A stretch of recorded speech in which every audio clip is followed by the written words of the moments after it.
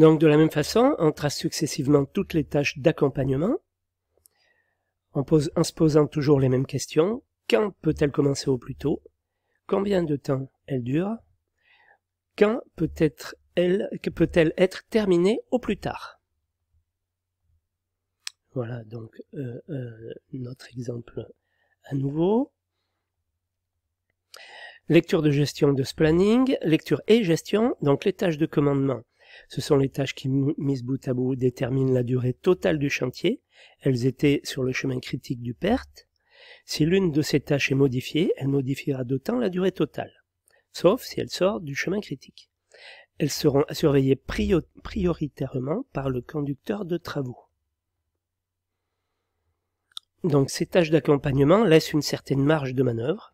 Le coordonnateur peut, après analyse, admettre le glissement de ces tâches pour lisser la courbe main-d'œuvre ou pour arranger une entreprise.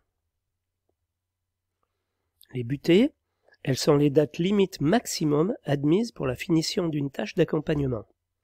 La marge libre, c'est que l'opération peut glisser sur cette marge sans avoir d'action sur le fonctionnement des autres. La marge totale, elle nous indique que l'opération concernée, si elle utilise toute ou partie de cette marge, influera d'autant sur l'opération subséquente. Si l'opération est déplacée de 2 jours, les 3 et 13 commenceront 2 jours plus tard. Enfin, vous avez vu le truc. Donc, avec le croquis, cette fois-ci, donc en ce qui concerne la marge libre, l'opération donc 6 peut glisser de 5 jours jusqu'ici.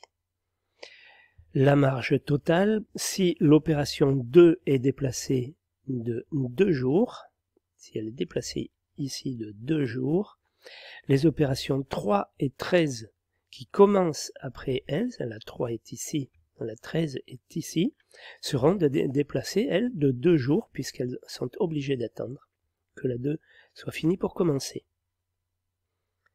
Voilà tout ce que j'avais à vous dire sur le planning.